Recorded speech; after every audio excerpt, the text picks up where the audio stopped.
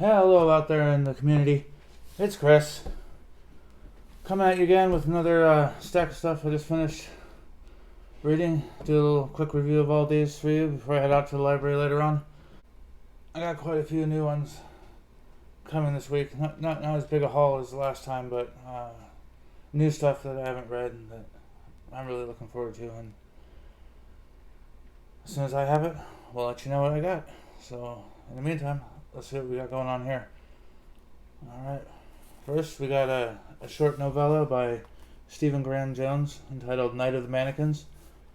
It was really good. The basic premise is 5 high school kids decide to play a prank on one of their friends who works at the movie theater, so they bring a mannequin into the movie theater and dress him up and give him a ticket stub so that when they complain that someone's making noise in the theater, that they'll come and check his ticket and everyone will get freaked out. But when they go to check his ticket, the person hands them the ticket and the guy looks at it and hands it back, and all the kids are freaked out. And then at the end of the movie, the mannequin gets up and walks out of the theater.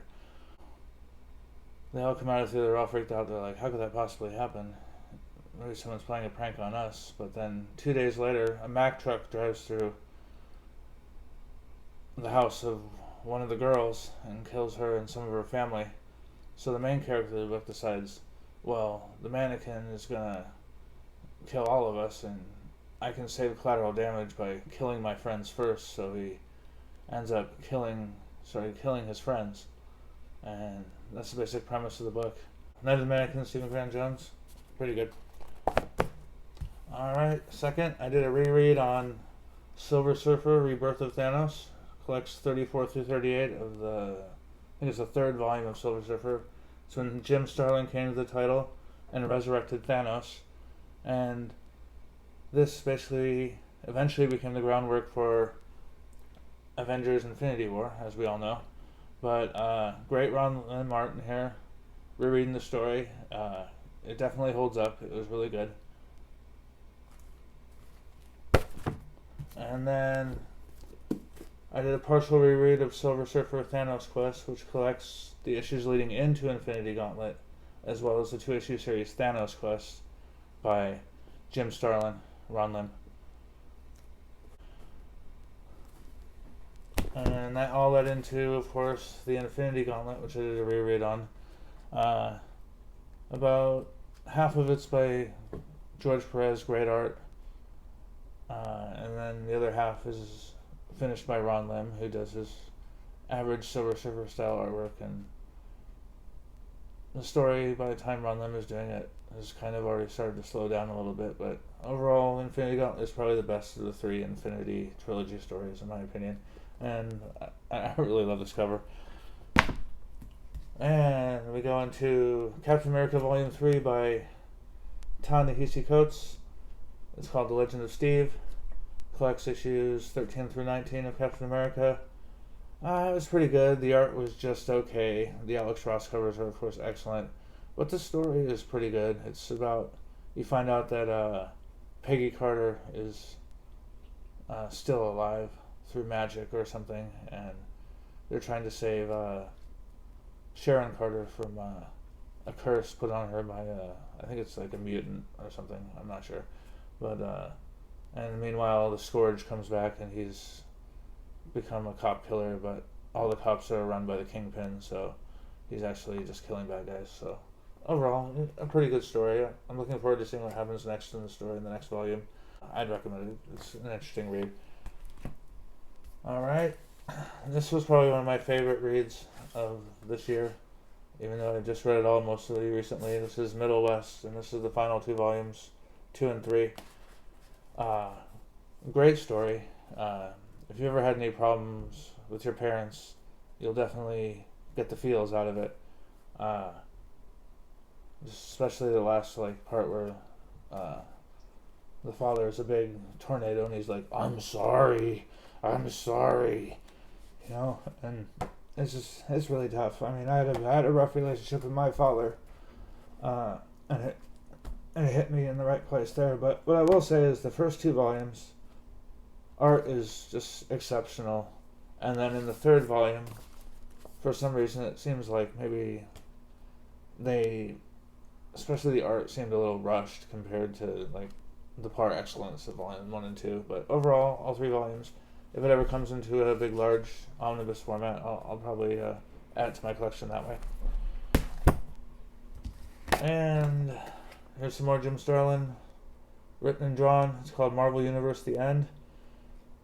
This took like 2 or 3 sittings for me because it's extremely wordy, and there's quite a lot of like out of character moments. George W. Bush is rubbing elbows with Dr. Doom at one point, but it's interesting. It's about this sheik who went out to space when he was supposed to get mummified, but instead he got shot out into space with aliens and became a supreme ruler, and he becomes more powerful than anyone really. But then Thanos brings the original Defenders and Captain Marvel into space, and they find the heart of the universe, and Thanos eats up that energy and then goes back in time and destroys the Pharaoh guy. And then after he becomes God, he realizes that because of the endless resurrection protocol for heroes, that the world is doomed to end, and all the heroes come and just kind of piss him off. So he gets in a big battle where he finally just sucks the heroes and eternity and Lord Chaos and Order, sucks them all into his body until he's just in a black void. And then he realizes, like, oh, I let my anger get the worst of me here, so now I'm alone, and Lady Death still isn't here for me. As that will be his legacy, that he'll restart so that Lady Death can still have his love, the Death. So that was a good story, interesting. And here's one I probably waited way too long to read. This is called Wolverine Old Man Logan. Say hello to my little guest star here, my cat Traveler. Alright, so this is Wolverine Old Man Logan by Mark Millar and Steve McNiven. This was loosely the basis for the movie Logan. So, pros, I like that instead of Professor X, it's Hawkeye who goes on the trip with him. The art is slam bang amazing. And the story is pretty crazy. I can't remember in the movie if Mysterio made him murder all the X-Men, or a mind reader made him murder all the X-Men thinking it was villains, but that's why he decides to become a hermit and quit being Wolverine.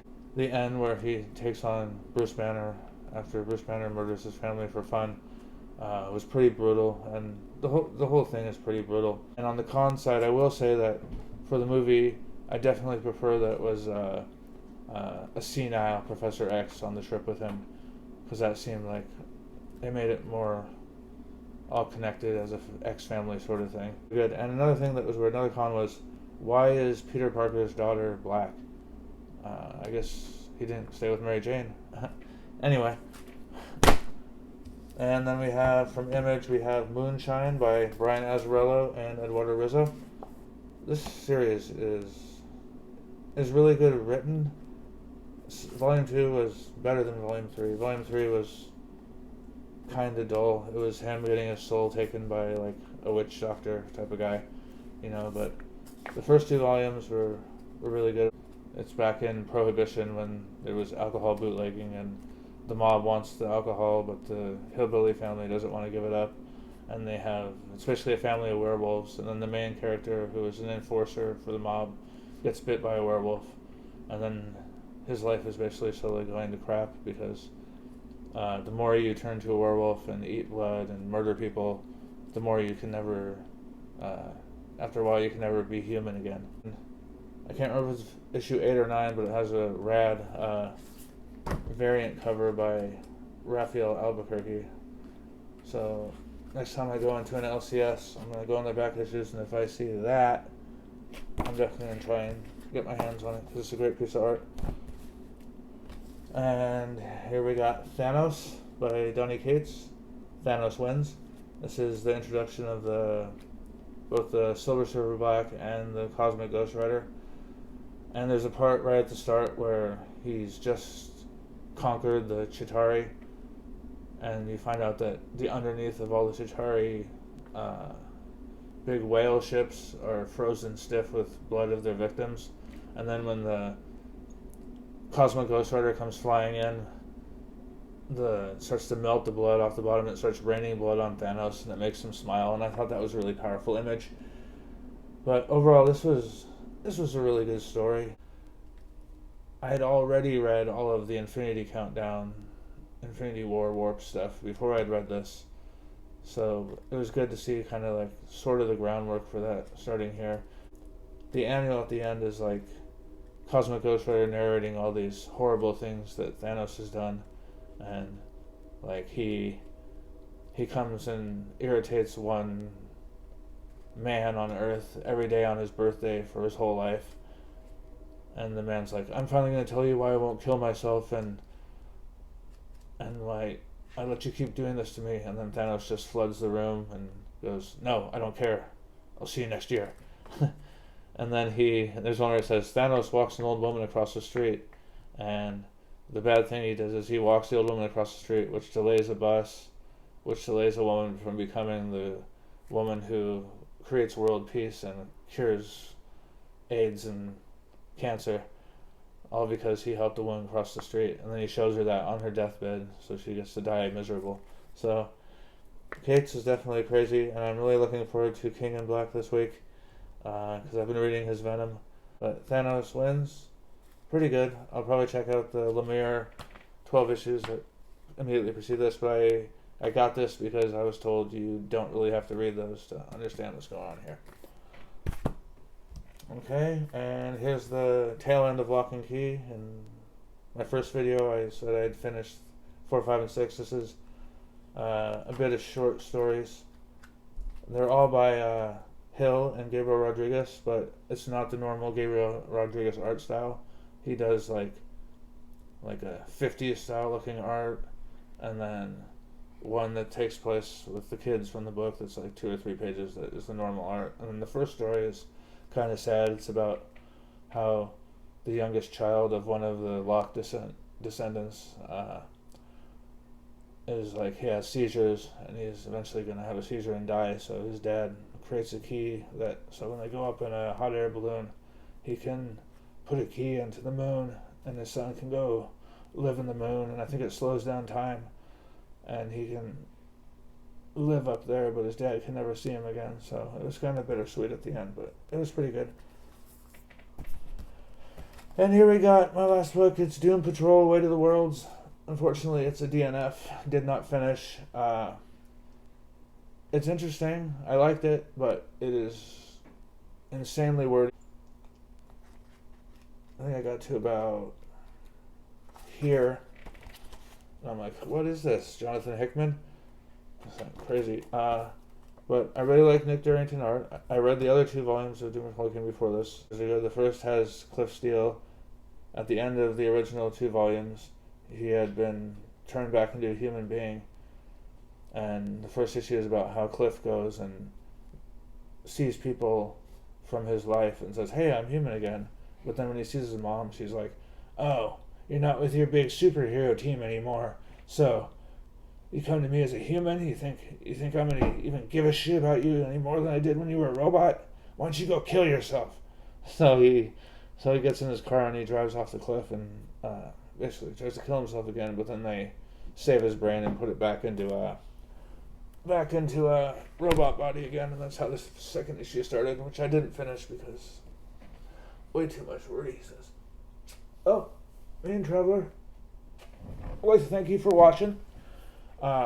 Please like and comment and subscribe, and we'll see you later on with my library haul for this week, and I will be doing my once monthly trip to my LCS, so hopefully I can score some stuff there. So we'll see you in the next one. Thanks for watching.